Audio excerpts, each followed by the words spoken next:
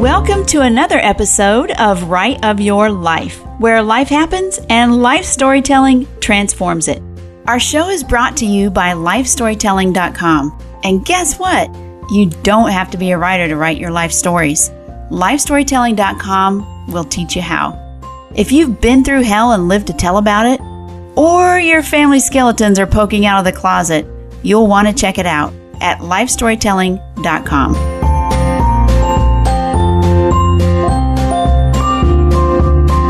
We're doing something a bit different in this episode.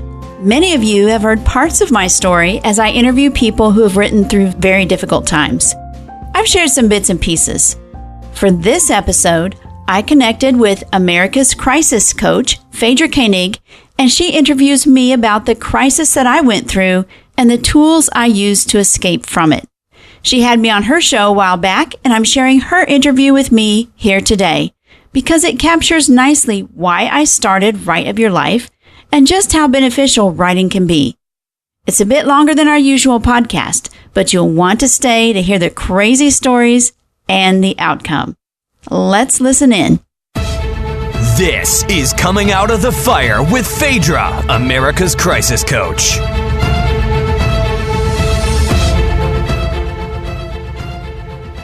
Hey, Bravehearts, it's Phaedra, America's crisis coach, and you have found Coming Out of the Fire, the podcast that features all my friends who have been through the unimaginable and fought back. So you know the drill. All you got to do is lean in, take care, take heart, and take a moment to welcome Stacy Curtis to the show. Hey, Stacy. Hey, Phaedra, how are you? I'm so great. How are you? I'm excited to be here. I'm so great to have you. So I'm just going to give the listeners a little bit of information about you, and then we are going to jump right in. Great. So Stacy Curtis wants to live in a world where everyone feels free to share their stories and listeners gain wisdom from them. She knows that it feels much safer for someone to process words on paper than confront tough situations. Stacy interviews fascinating people on her podcast at writeofyourlife.com. That is a cool podcast name. Thank you. I appreciate it. Yes. I just want to say thank you for being here, because without you and without your story, I would not have a show. So what I want from you is to share with me your crazy story. But what I want the listeners to know is that it doesn't matter if your story is the same or is different than Stacy's, because here's what I know. Everybody feels the same range of human emotion, and it doesn't matter what you've gone through or where you are at the moment. You will resonate with something that Stacy has to say. So Stacy, I know you've brought an amazing story to share with the Fire Nation. So what have you got for us today? Well, it's certainly interesting, and probably people have had some similar things. Let me start with the one moment in time I realized it was crazy. I was paying bills one time. I was married to my second husband, was paying bills, and my daughter came and said, "Hey, Mom, can I get on the computer?" She was in like third grade and she couldn't figure out the password. So I sat her on my lap and I undid the password for her, and my husband's email was up right there. And the email said, "Hey, here's your confirmation from Craigslist, and you've had a listing on males seeking males and females together for, whatever fun." So I quickly scooted my daughter off of my lap, shut the door, and I read the craziest Craigslist posting that he had put on there. He was advertising himself on Craigslist, and my heart just started beating. I quickly sent that to my sister in Texas. I managed to make that unread, put the password back on, and I acted as if nothing was wrong. I had to process that. I knew it was just crazy. It was just tough. It was a very, very tough marriage. And in fact, I found out later he was a sociopath, and I went to an attorney. So I just want to stop you at this moment where you found this email and you said your heart started beating fast. And I'm sure that's just one of many physiological reactions you had, because I would imagine your face got really hot, your stomach got queasy. And in a moment, don't you start just going, do I know this person? Is my life real?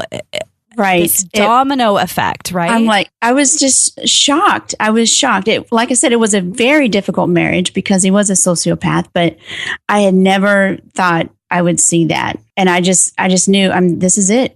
This is really it. I did not want my daughters. I was accepting things. I was like, okay, it's tough. I'm staying for the kids. I've done everything I could possibly do to make this marriage work. And I realized I don't want my kids, my girls, growing up having the same type of relationship. And if I stayed, I knew they would, because they were watching me accept things that I shouldn't have.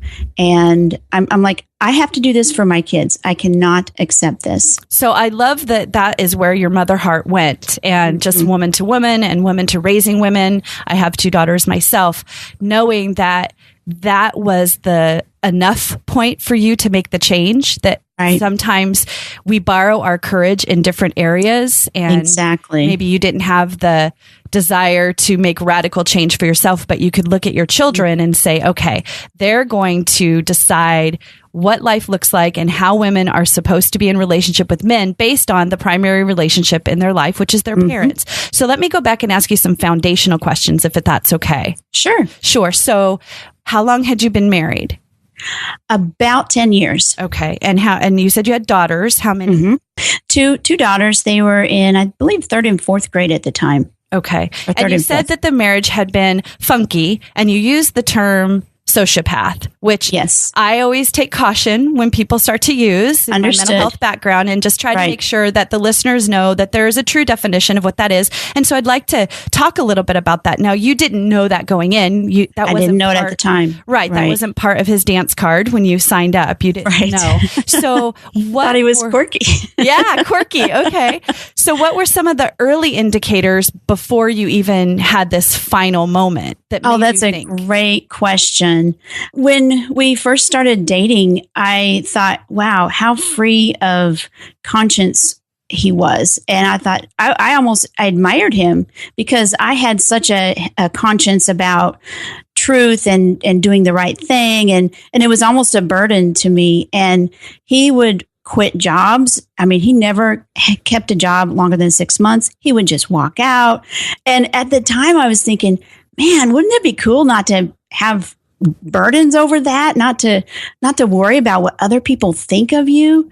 And so that was one of the first ones. And the second one, and this is for everybody, he told a woeful story that got me to feel sorry for him.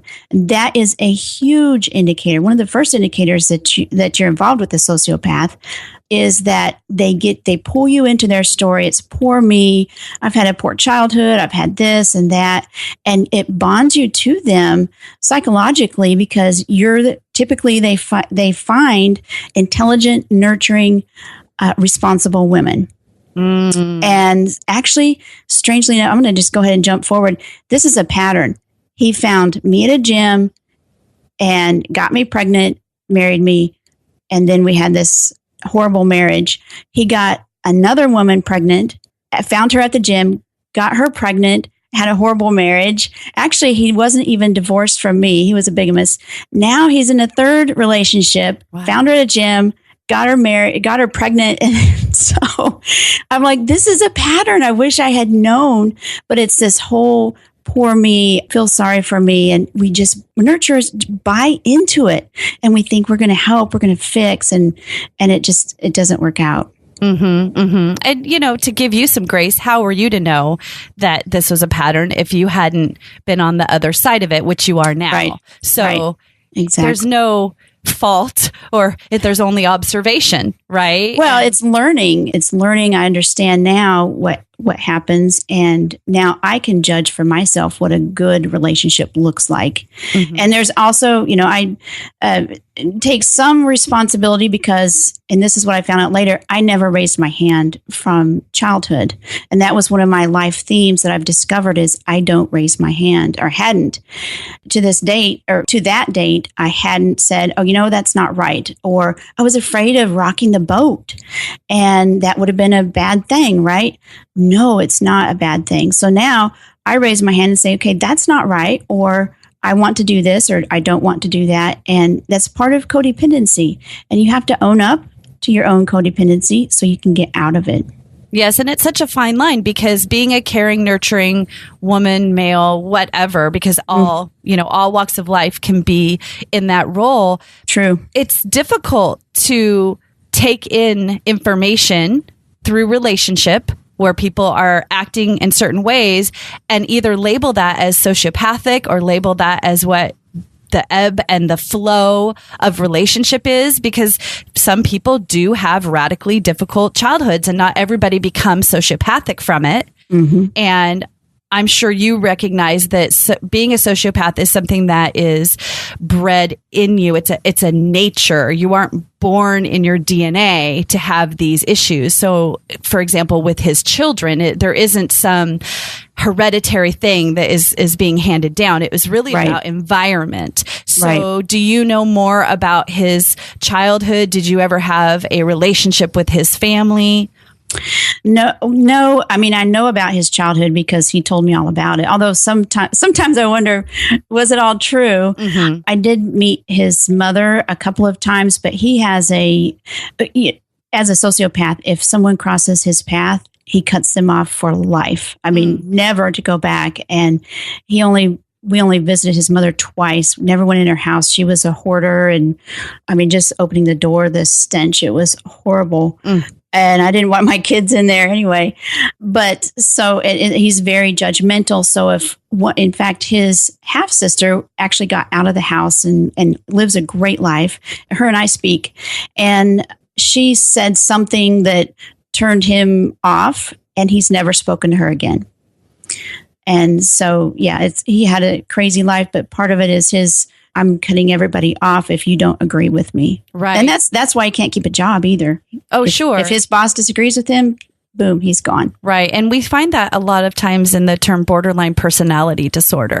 That's how I discovered. At first, I was doing research early on in the marriage. I'm like, this is not right. Something's not quite right. I thought it was borderline personality at first. And so I did a lot of research on that. And I was thinking that's what it was. But once we started the divorce and I realized this is more than I signed on for. It was probably the longest and worst divorce story of anybody that I know. And I had a counselor, and we all actually had to get psychological evaluations for the court. And he's a sociopath. And that gave me a label that I can say, okay, here's what it is. I could pack it away rather than let it sit out there harming me further. Was it anything I did? Could I have done something to help him through that? No, there is absolutely nothing I could have done. Mm-hmm. Absolutely. And getting the label, it helps to humanize the situation. It helps give yourself grace. As I said, you look at the situation and you acted as if things were above board and you were dealing with a mentally healthy person. And so you're giving and sticking with the situation until for you, there was a line in the sand with the email.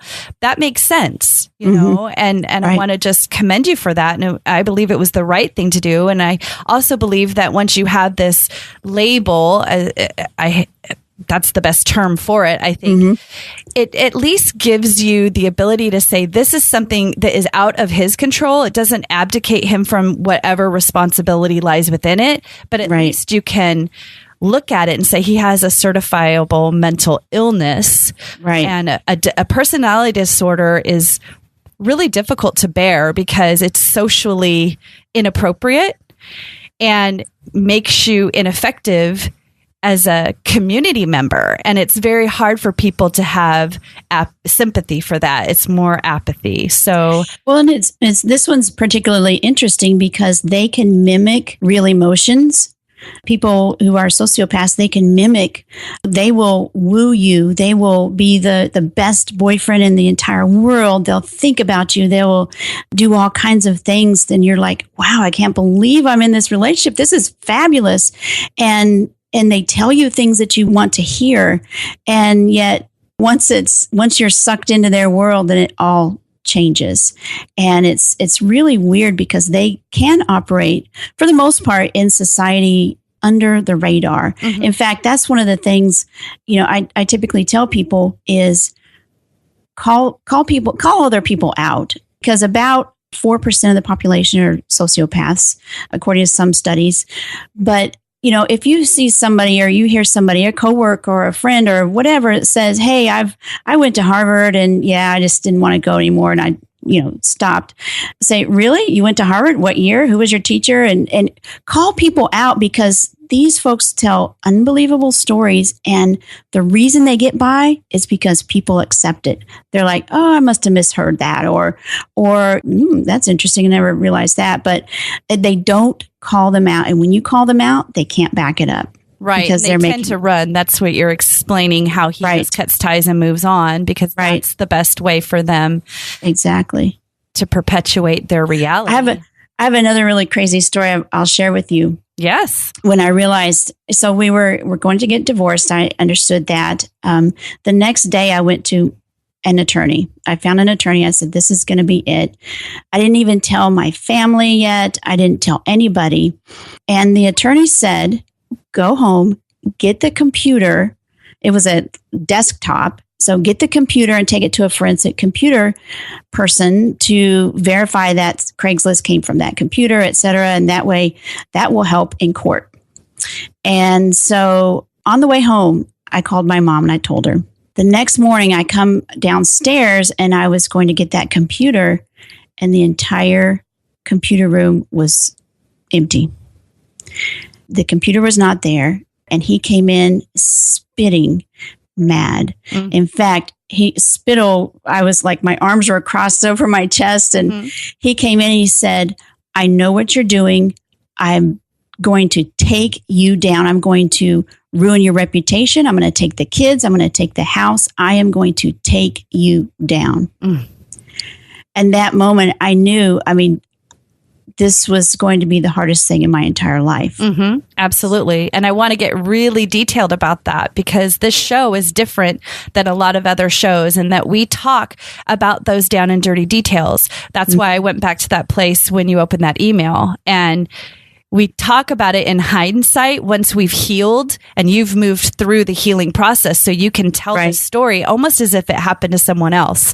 Right. But I know for me, in my specific situation, when everything was going wrong, I didn't feel like anybody truly understood, and I didn't have anyone to talk to, because I didn't know anybody who had ever gone through anything like I had. And I recognize now that someone doesn't need to have gone through exactly what I did for me to get wisdom from them. I just needed to know that they understood me. And the way we know is through story and through detail. So when he was literally spitting, angry, and like you said, getting some of that on you, and you knew that he meant what he was saying, that he was going to destroy you. Right. What did you do? What was your next step? Well, I had, like you said, I've never experienced that before. I was in over my head. I was scared to death. And the really scary part, this is the Lifetime movie part, was, how did he know? How did he know I went to an attorney? How did he know that I was going to get the computer? And it was the day before. I had not told anybody except for my mom in the car. And my mom and I are like very, very, very close. And I had no idea. He also knew about some conversations that I had with coworkers, and he would tease me in the following weeks with it. Like, "Hey, I know that you talked about so-and-so with your coworker in the car," or whatever. And I'm thinking, what in the world? So I took my car to this place called the Spy Store. That's what it was called. Yeah, I've heard of it. And when you were describing, I'm like, she's gotten bugged. Yeah. Yeah. And I asked him, I said, "Well, is there a way to tell if you have a bug in your car?" And he said, he was really nonchalant about it. He said, "No, but when I sell those things, I tell them to put them up underneath the dash and things like that." So I went out, I drove to a police barracks, and I said, "I suspect," and this is just awkward. Talk about awkward conversations. Yeah, no doubt. Right. And it sounds so out of the box. Weird. Yeah. It's like nobody. So I said, "I think my husband has booked my car. Is that illegal?" And yada, yada, yada. So I waited. I told the person. They had a policewoman come out, And she also suspected there was a bug once I told her what had happened. And so she started saying, oh, yeah, the people who do this, they've got small dicks. They are, crazy, and they're trying to make up for she was saying all kinds of crazy stuff. Right. I'm like, don't piss him off. I know he's listening. He's listening, dude. So I felt underneath the dash, and a little wire fell down on the passenger side, and I knew it wasn't part of the car because it said Radio Shack. And so she got under there, pulled the wire, traced it to a little microphone inside the casing of my steering wheel. And so he had been, and I'm like, I'm still in so deep. And of course, there's no fingerprints on it. It's so small. And so everything I tried to do from there on out was very tough to prove that he was crazy. Now, what state were you in? Because divorce differs depending on where you live. It was New York. Okay. So I was in New York. I know in California and a number of other states, there's no fault divorce where none of that really matters. It will matter when it comes to custody. It will matter in mediation. I know in California, we use mediation to determine custody and visitation. What was that process like for you? Did you get to present these facts as they started to develop and you moved forward in your divorce? No, my attorney said basically there's nothing to that. You can't prove that he did it. And so I couldn't use it. And he also kept going back and forth. He said, well, let's just work this out. We'll do joint custody. And I was like, okay, yes, I can do it. Let's do that. And then we'd write something up. And part of it too is in New York, whoever leaves the house first, is it considering abandoning the home? And I'm like, I didn't want to do that. He didn't want to do that. Right. And so we were living there together with this in between us. He would keep me up at all hours of the night. Let's work this out. Let's work it out. And then we would go to court. No, I don't want to do that. And so I wasted tons of money on court fees and attorney fees. And so part of the other thing too is he tells such a woeful tale. He got somebody who was a customer of his to pay for his attorney fees. Oh my goodness. And so it was just very, very crazy. Just a very crazy time. It was crazy. When we went to actually go sell the house, oddly enough, these courts you never know what they're going to do, but they said, okay, you guys, because he stole everything. He stole all of my kids without me knowing. I would turn around and like, the vacuum's gone. Where's the vacuum? Or I went to go get the kids' savings account and I needed their birth certificates and stuff. Those were all gone. Then I realized all their pictures are gone. He had slowly over the, whatever weeks, taken every single thing that meant something to me. My kids' pictures, all the documents, everything. He took it all. You're bringing up such an important point for listeners. I wrote a book called Divorce, No Nonsense Practical Advice for Men. You flip the book over and it's Divorce, No Nonsense Practical Advice for Women. And I tell people, read both sides of the book because you want to know what I'm telling men and women. And one of the very first things I say to people is all those important documents you need to secure, whether they go to your attorney's office and they are held in, a neutral environment until the end. It's so important to get copies either certified or, like I said, put them in a neutral environment, because that is one of the tactics that unscrupulous people going through a divorce will do. They will take baby photos, they will take passports, they will take birth certificates, marriage or death certificates. And for some people in some states, it's very difficult to get documents to reproduce them. So if you're listening and this all is resonating with you and you're hearing some familiarity and in your stomach, there's some knowing that's rising from listening to the story, I just want to encourage you. Number one, get my book on Phaedra on Amazon.com. And number two, get all that documentation, all those precious singular items, and get them to a neutral environment. Absolutely. One of another crazy story was when we were both living in the house. And ultimately, the judge said, okay, we're going to, this is getting so crazy that you are going to alternate being in the house. So I had to go live with someone else for a couple of days a week. And then he had to go live with someone else a couple of days a week while I was in the house. I'm like, that's just opportunity for him to steal more. But they didn't realize that. We were on a well. We had a water well. And I don't know, it was a complicated thing. So he would turn off the water.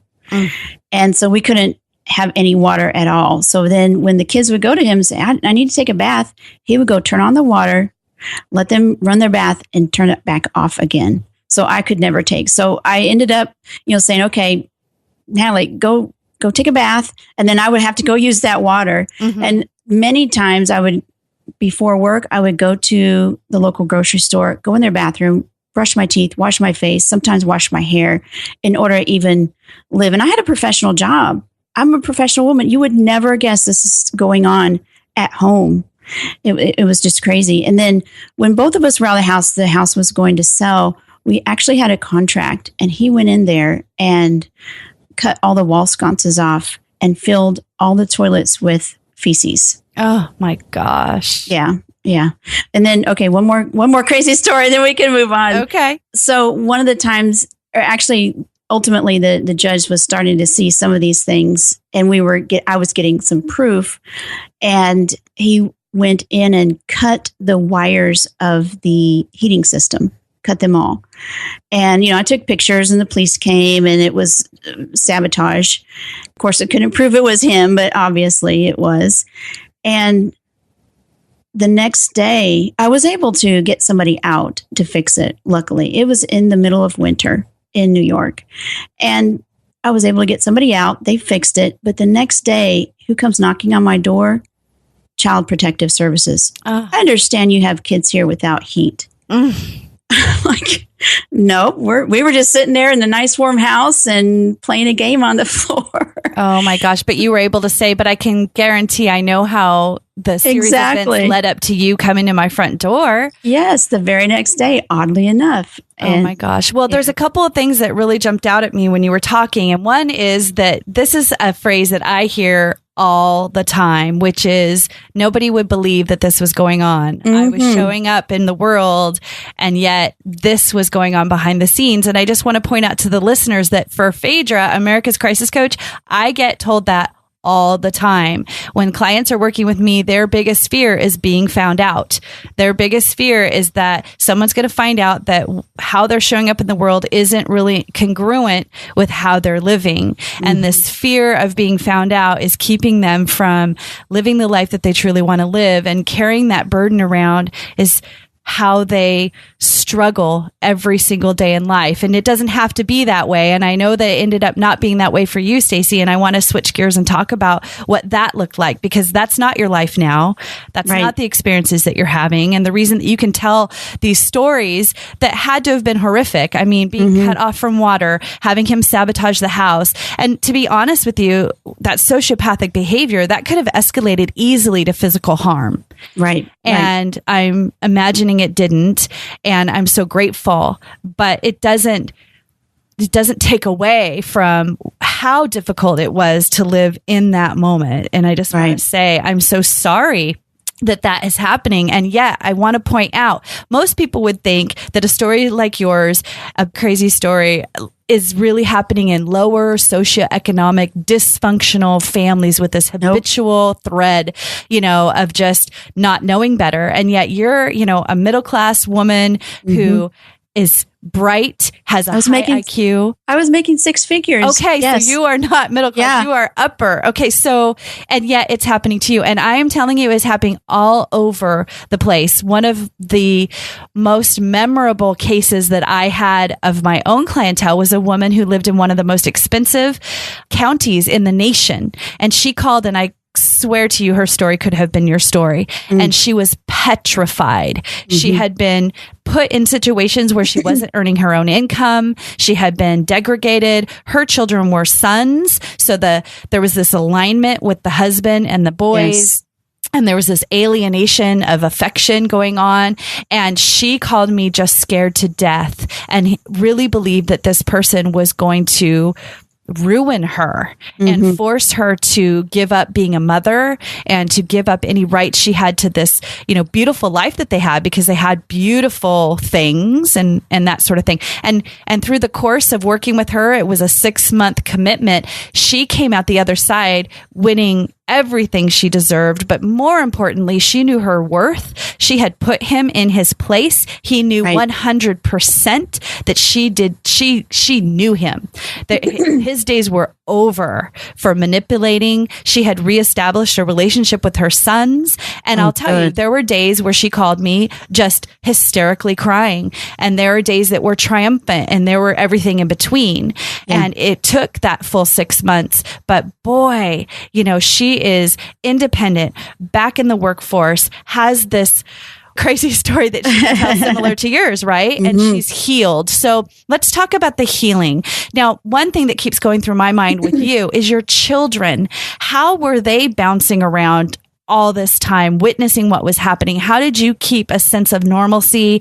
And, we also have to give our children enough reality that maybe, our parent, their father was not mentally stable to what capacity they could understand it as a 3rd and 4th grader. Right. Versus keeping the respect. So tell me about that. Yeah, that was the scariest part, because he had, and these sociopaths have a capacity for, like I said, wooing people and telling tales. So he started going to church, which was crazy, but it was only for show. And I talked to my daughters about that, and they said, "Oh yeah, Dad's always gone to church." I'm like, "No, he just started last month because it would look good in court." And so I was extremely careful, because I did not want to be the one that got caught bad mouthing him. But someone told me, you can call out the lies and you can say, okay, that's not true. So I would often, not every day, but if they would say something like that, I would say, no, your dad has just started going to church, or no, that's not correct. The other really odd thing was this, and it's scary because he was trying to woo the girls. My oldest daughter, he thought, which wasn't true, he thought when she reached 10 years old that she could choose who to live with. And so he would take her on trips to the go-karts. He would take her to the bookstore to buy several books. He would, all the time, he would pick her up from school early, take her out to lunch, all of this, all of a sudden, because he wasn't that great of a dad before, and wooing her. And he would, so for instance, on a Saturday, he would say, okay, let's go and we'll take your friends. And my younger daughter, who couldn't make that decision, he said, oh no, we're just going to go to the grocery store, which she didn't want to do. And she said, okay. And he would take my older daughter and go pick up her friends and go take them to the amusement park. Wow. And so she was living the great life. Hey, Dad's doing this for me and I'm doing this for, the kids are, she didn't think about, hey, her younger sister's being left behind. Right. But he was wooing her and took her for horseback riding lessons, all kinds of stuff. So how did you combat that? I mean, at some point that all got called out or it started to change. How did you practically, what did you literally do to shift that? Well, I didn't do anything about that. There was nothing I could do. I would mention, hey, maybe next time, why don't you help take your sister or something like that, or call out the lies. But there was nothing I could do. I didn't think at the time. Now, what ultimately happened was he caused me to lose my job. And I had a job waiting for me, and I was the primary caregiver, breadwinner of the family. And because of that, I actually got to move, and the judge was seeing some of these crazy things coming up, the judge allowed me to take the girls out of state and move to Texas. Well, that which is extremely rare. Yeah, I was going to say that is very unusual. Very rare. So he saw some of that. And so then they were away and that didn't happen anymore. Although he kept trying, he would call, I miss you, your dogs miss you, your teachers miss you, your friends, and making them feel guilty from long distance. That's over the years. It's been 6 years now. Wow. 5 or 6 years. Over the years, they started to see, now they're older and they're seeing through his lies and through some of those things on their own. But I didn't tell them at the time that I'm he's so crazy. glad to hear that. And that's just a little spot I want to rest for a second. When I work with families who are going through divorce, a lot of them are very emotionally attached to the fact that they have children. And so they've stayed in situations longer than they would have, or they justify behaviors in themselves and in their ex because of the quote sake of the children. And I always explain to them, and I've been divorced and had a very difficult divorce, that with children now who are completely grown, I've run this gamut and I recognize that our children go through their own developmental stages. And they go back and they reflect on their parents' divorce. And they do it with their newfound maturity, their newfound personal experiences. And they go through their own healing over time. And they come to you and they discuss the situation surrounding the divorce when they're ready. And you're able to explain it to them at higher levels. And you can't recognize that when your children are small. You think that they're being imprinted. And to some extent that they are. But if you are healthy, and if you have a healthy form of communication, this is an ongoing process. And my divorce ended in infidelity. And I didn't spend a lot of time, obviously, talking about that with my children when they were young girls. But boy, when they got to be teenagers and even young women, and they started having friends with, boyfriends who cheated, all of a sudden they had this reference and they put two and two together and they're like, how did you not kill her? Like, it's like, Mom, you were a bad.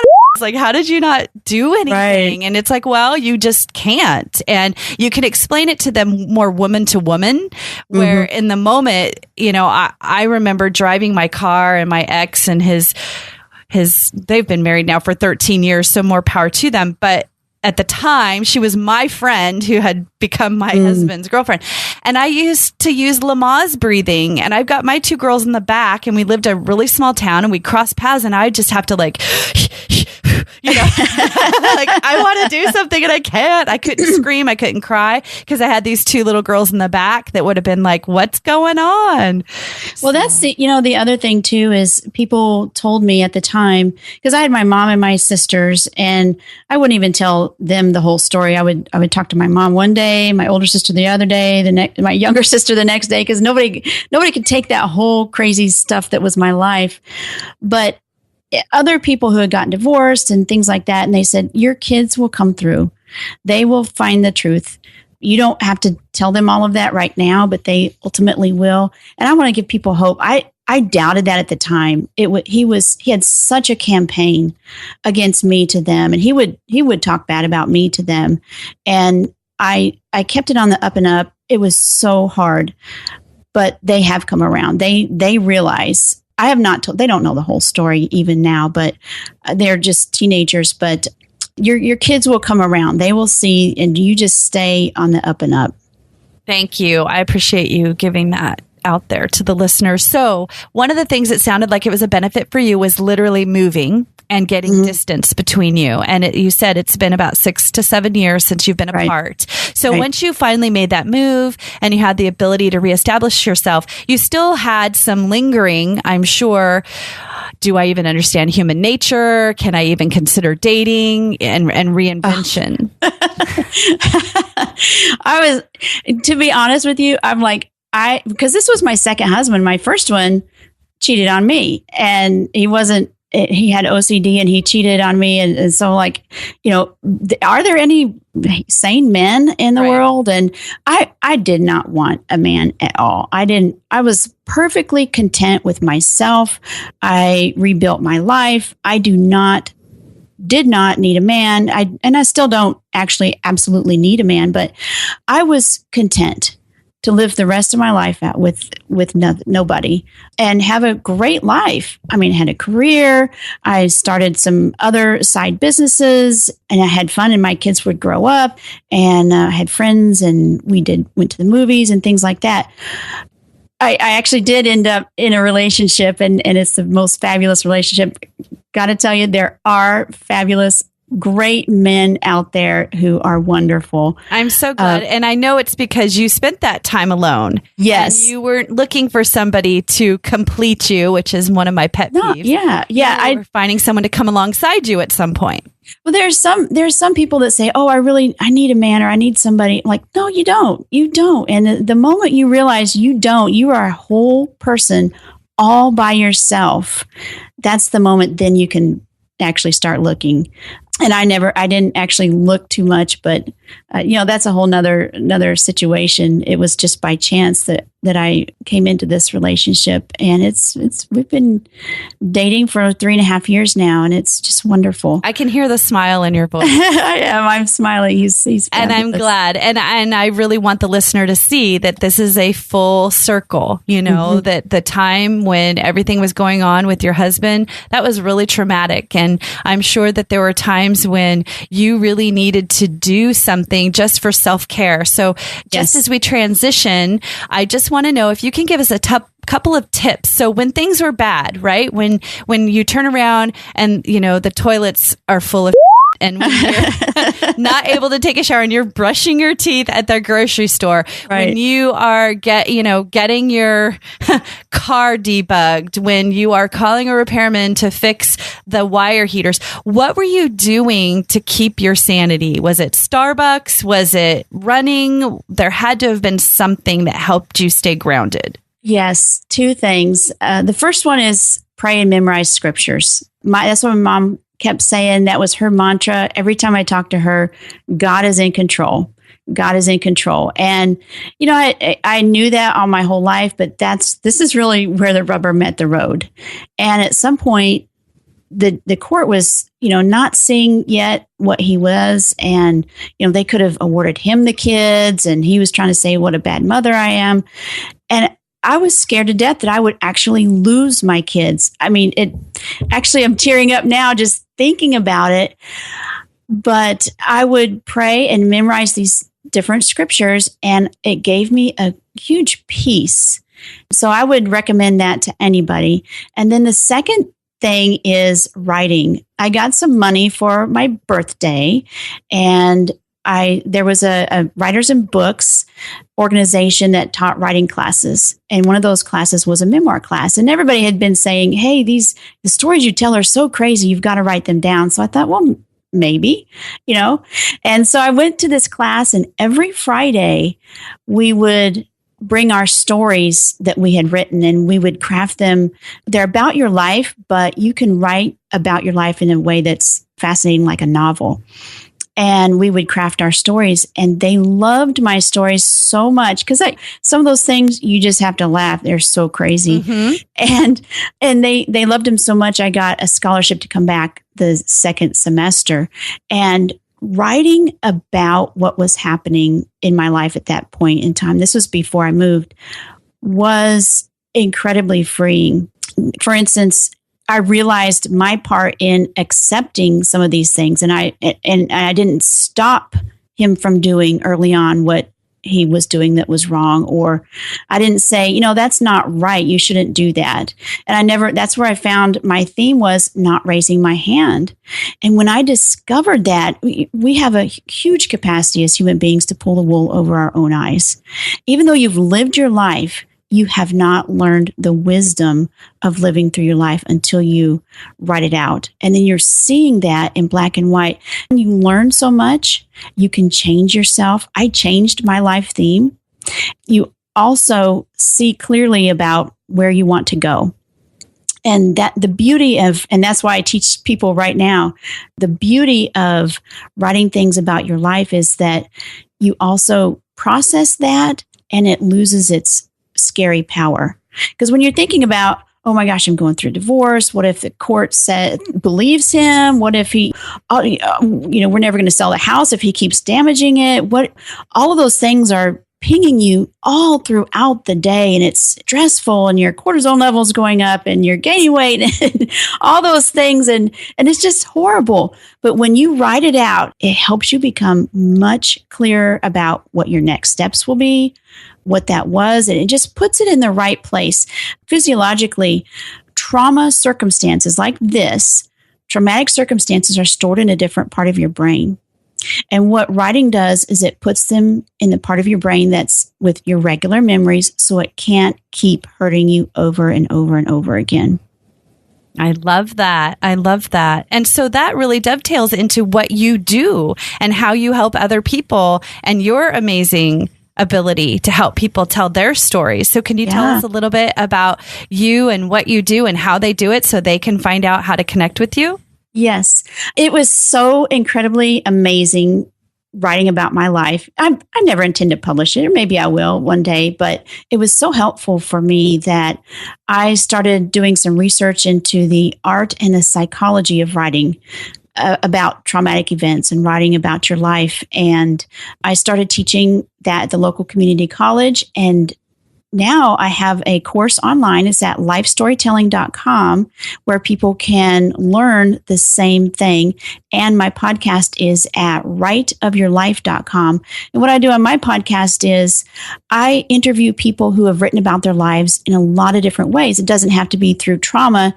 It can be like I'm getting ready to start a songwriter series. People write lyrics about their lives and then put them in song, poems, and essays, and whether they're published or not, it's very beneficial to trace your trouble and then transcribe your tale and transform your life. And you'd be amazed at how well that works. Yeah, you can connect with me on writeofyourlife.com and listen to some of those. I've had some guests on that talk more about the psychological benefits of writing about your life and writing through trauma. So you can listen to some of those as well. That is amazing and super cool. I'm going to be heading over there after this interview to check it all out. I just want to say thank you so much for coming and sharing your crazy story, because this is definitely going to help people. I know that these higher levels of what my friends have experienced really are going to be a benefit to listeners. And if you are in a similar situation to Stacy and you want to reach out with her, we'll make that possible through our show notes. And if you need some help navigating your own divorce and you need someone to talk to, you can certainly reach out to me and I will be glad to get you on the right track. But it has been my pleasure to share Stacy with you today. But one last thing before I go, I have something for you at crisiscrusher.com. You can get a free series of videos and some worksheets. It's going to help you to manage your crisis, or possibly a crisis if you're in the future, because it's just a matter of when. It's not a matter of if. I know that for sure. And it's just my way of saying thank you for listening to the show, because I just really appreciate you for spending your time choosing this podcast amongst all the others that are out there. So I just want to say thanks, and remember, with me around, you are never, ever going to be alone. Bye, guys. That's all for this episode of Coming Out of the Fire. But be sure to head to americascrisiscoach.com for more information, blog posts, and an open invitation to share your story with Phaedra herself.